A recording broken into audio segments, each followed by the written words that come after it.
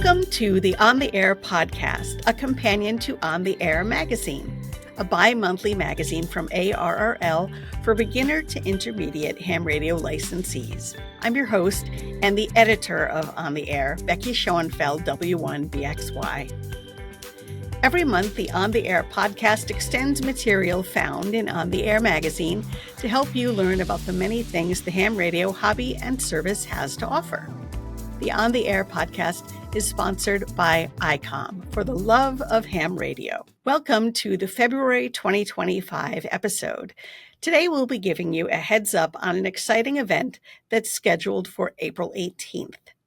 Every year, April 18th is World Amateur Radio Day. And for this year's World Amateur Radio Day, ARRL invites radio clubs and schools to organize a ham radio open house that highlights the amateur radio service for its development and practice of the latest radio communications and technology, and as a hands-on pathway into STEM fields for the next generation. With me today to talk about what a ham radio open house might include and how your club or group can start organizing one are ARRL Public Relations and Outreach Manager Sierra Harrop, W5DX, and Associate Professor of Physics and Engineering at the University of Scranton, Nathaniel Frissell, W2NAF. Welcome, Sierra and Nathaniel. Hey, thanks, Becky. Thanks so much, Becky. Thanks for being here. So first of all, as some folks who are listening and or watching may or may not know, every year on April 18th, that's World Amateur Radio Day. What is World Amateur Radio Day exactly? World Amateur Radio Day is a way to celebrate the global hobby of amateur radio. It is in line with the founding of the International Amateur Radio Union, which celebrates 100 years in 2025. So this year is especially poignant. And, radio is truly a global hobby. If you think about things that have shrunk the world, airplanes and radio waves are both right there at the top of the list. So to celebrate this global hobby with radio waves that don't know boundaries, World Amateur Radio Day is a day to put that on the forefront of your mind and connect around the world. So what goes into a ham radio open house? There are a lot of hams that view the annual ARRL Field Day as sort of an open house where we teach the public about amateur radio, but how might the April 2025 ham radio open house be different from that? So it's not Field Day. Field Day is complementary to Ham Radio Open House in that Field Day shows off our emergency communications capabilities.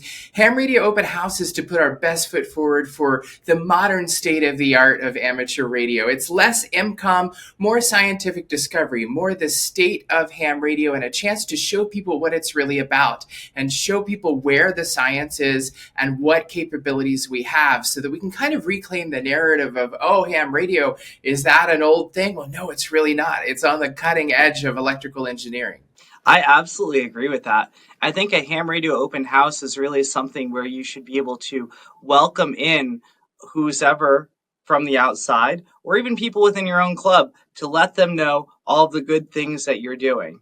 I think with Field Day, we often focus much more on the operating, but with a dedicated open house, we really want to make that extra effort to connect with the people who are coming to see our station.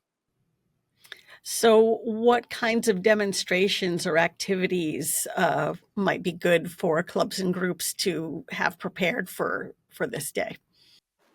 I think it's really great to play to the strength of whatever your club is. Different clubs have different strengths. Some clubs focus on repeaters, some clubs focus on HF, other clubs might do MCOM. I think it might be really nice to look around at your club members and ask, what sort of open house can we do that's going to best welcome people into our hobby? And we really want to get folks into these clubhouse stations and get them involved through our partners at Hamsi and their partners at SciStarter. We're helping hams through this Ham Radio Open House participate in 1 million acts of science nationwide during the month of April, which is Citizen Science Month. And amateur radio is a great avenue for that. We've seen with Hamsi doing the solar eclipse QSO party, that's citizen science right on the airwaves, helping understand the ionosphere and how the sun interacts with it. Well, we can make it a simple hands-on thing for folks. One of the activities we're suggesting is that as visitors come in, you have them look at an antenna and a piece of coax and take an SWR reading with it. Very simple thing that we all take for granted as hams, but it gets them hands-on. It puts skin in the game. And then maybe they make a change to the antenna and see how it better matches up. They take another reading. Each one of those things is a documented act of science. And if we get folks in 50 states and multiple sites within a state pulling in the public, inviting them in, getting them hands-on and documenting each person doing 3, 4, 5 of these SWR readings, these antenna adjustments, maybe getting them on the air. Those are all acts of science, and it gives people a chance to feel a part of it and get their hands on ham radio in a tangible way so that they can feel that they're a part of it under this guise of citizen science and making them enjoy the process of helping us document 1 million acts of citizen science in April, centered around this ham radio open house. I agree. And another way you could do it is through direct operating. Hamsi, which is the organization that I lead, we are very interested in ionospheric science, what's happening in our upper atmosphere. And the ionosphere directly affects how our HF signals travel around the world. So today, FT8 operation is a very popular amateur radio mode. A great demonstration might be to have an FT8 station set up to call CQ and then have PSK reporter running on another window or one of those other real-time monitors and see where your signal, where your CQ is reaching on that particular frequency at that time. Show that to the person who's coming into your station and explain to them how those HF signals get from one place to another. And that's really a good snapshot of the way amateur radio is today. One of the things that I see as I look at news clips in the public relations office, I see ham radio mentioned all the time around the world in local media.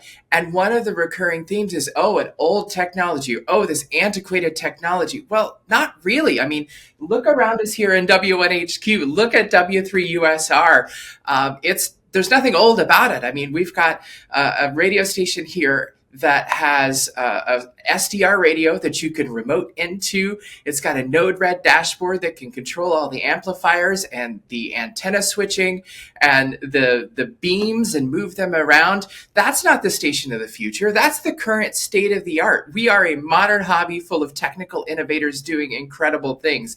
FT8 was literally developed by the guy that discovered the pulsar, and he's spending his career now tinkering with ways to encode data onto transmission schemes and really doing the cutting edge of what is possible there. So we've got a lot of smart minds doing some really incredible things in radio. And I really hope that the public gets to see what the true modern current state of amateur radio is. And so we can help reclaim this idea that, oh, it's this old antiquated thing. No, look around. This is modern. This is cool. This is relevant as we start to prepare the next generation of scientists and STEM engineers that are going to take our species to back to the moon and to Mars and beyond.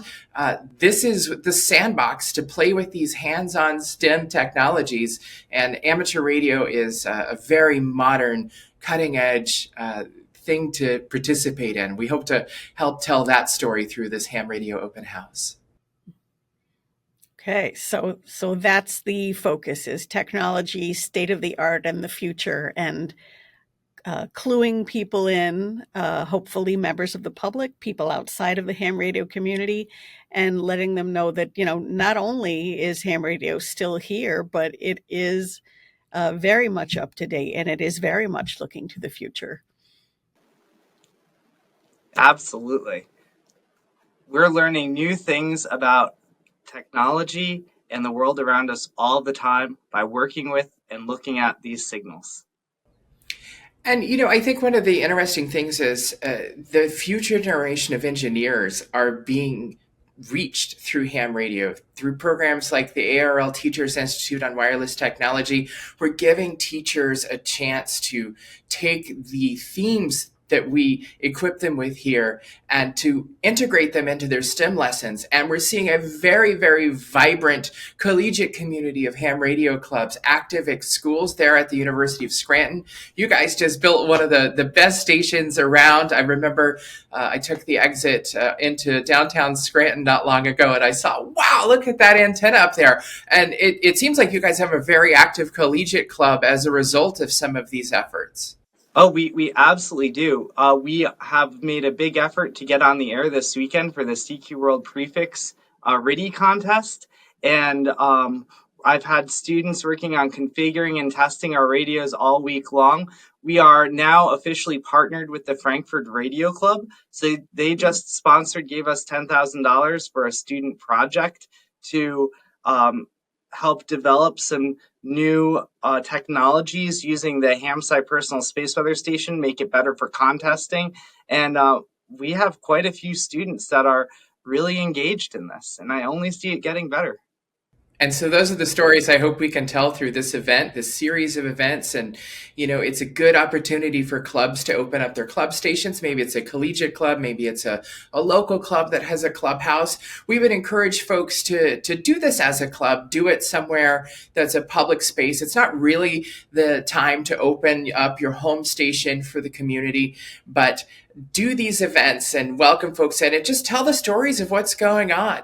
Show what your club is doing, show what the college is doing, and let people see where ham radio is, because it will help shape the story and shape the public narrative and hopefully get people interested in participating in this. This is a chance to get hands-on. This is a chance to bring them in, and maybe you'll get new club members that want to come back after you've gotten them hands-on and on the air and really made them feel welcome. I mean, that's what an open house is about, is saying, hey, come on in and let us show you what this is. Nathaniel, does University of Scranton have ideas for what they're going to do in April yet? Oh, I do have ideas. We are well in the way of the planning. Our open house is actually going to take place on April 24th. It's a Thursday. You might say, well, that's a funny day to have an open house. But it turns out that's also the day, every Thursday, we have an IEEE student seminar that day. And we're planning on flying in one of our Hamsi volunteers, Rob Robinette, AI6VN, the founder of the whisperdemon.org site, and he's one of our major Hamsi contributors. He's going to come give a talk to not only our students here at the University of Scranton, but we're also planning on having the Fair Lawn Amateur Radio Club come in from New Jersey for the talk. I'm going to be inviting the local amateurs in the community and other people in the community I know to hear the talk. People who are here can stay for lunch after that. And then we're going to be, I will have the station W3SR open for use and for people to try out throughout the afternoon and then also in the evening. And we're getting a lot of energy from clubs around the country that are coming together to do activities just like that. That's a great example. And we just hope to equip other clubs to be able to follow that lead and the lead of some of the other ones that are pulling together some really good ideas. And we're going to have some resources for clubs. The ARRL Public Relations Committee, a group of volunteers, is going to put together a training institute on how to get the word out like we normally do ahead of Field Day and World Amateur Radio Day, but this will be focused around that open house so that you can share some of these best practices and these ideas. You don't have to just take notes off of the W3USR there. We'll share all these good ideas that are coming in as this excitement builds, and we're already starting to see that. And we encourage clubs to do this anytime in the month of April. Of course, World Amateur Radio Day is on the 18th, but it doesn't always work to do it right on the 18th. So whatever works for the clubs, just set it around that very special day of World Amateur Radio Day that this year celebrates that 100th anniversary of IARU. That's right. Becky, would it be okay if I tell everyone about the Hamsi workshop that's coming up in March? Absolutely. Perfect timing. I think so. And so if you're looking for ideas on what to do for your ham radio open house, especially how to connect it to science, you might consider coming to or participating in our annual Hamsi workshop, which this year is going to be held at the New Jersey Institute of Technology in Newark, New Jersey. It's going to be held on Pi Day, March 14th, and on March 15th. And it's going to be both an in-person and a virtual conference. So I definitely recommend coming in person if you can. Go visit hamsi.org. We are also planning on having an in-person ARRL Collegiate Amateur Radio program meeting there. Bob Inderbitson, NQ1R, will be there. He'll be our keynote speaker this year at the Hamsi workshop. And it's a really great way to talk with other people, get ideas about what you can do with your ham radio club and how you can connect it with science. And if you can't join us in person, we will be live streaming the talks both via Zoom for interactive purposes, and also Jason Johnston from Ham Radio 2.0 will also be recording the talks for future. So please come check us out. Great. Is there a website where folks can go to get more information about that? There is. Just go to hamsi.org. That's HAMSCI.org. Oh, fantastic. So that's coming up in March, and the Ham Radio Open House coming up in April. This is great. So, Sarah, you mentioned that there will be supporting materials coming out. How will folks know when those are available and where to get them? Sure, that's at arrl.org/world-amateur-radio-day. We'll put that link there on the screen for you. But that page will be kind of the nexus for everything. We've got materials up there now to read about it. We've got some posters that you can share on the internet. Some graphics and things like that. And then there'll be a link to that. And then also for our PIOs and PICs within the ARRL field organization, look for an email from us on that. Club presidents will also get that sent out through the field services department, but we welcome anybody that has a club, that is a group that wants to participate. And we also hope to be able to connect folks with clubs that have said they're going to hold an event. If you're not seeking information on creating an event, you can find one to go as an attendee and enjoy it. And we'll have all that on that page as well. Fantastic. Well, before we close out for the day, is there anything else that either of you wanted to touch upon about any of these fun goings on?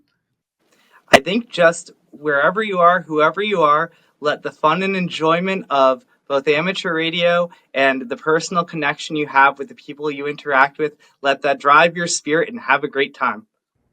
I don't have anything to add to that. That is just absolutely perfect. We have the best hobby in the world.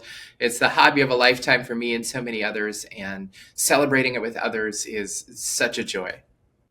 Yes, indeed. Well, I hope you've enjoyed this episode. Thanks again to Sierra Harrop and Nathaniel Frissell for joining us today. We'll be back in March, but in the meantime, feel free to send comments about On the Air to ota@arrl.org. And to learn more about ARRL membership, you can visit arrl.org. Until next time, I'm Becky Schoenfeld, W1BXY 73.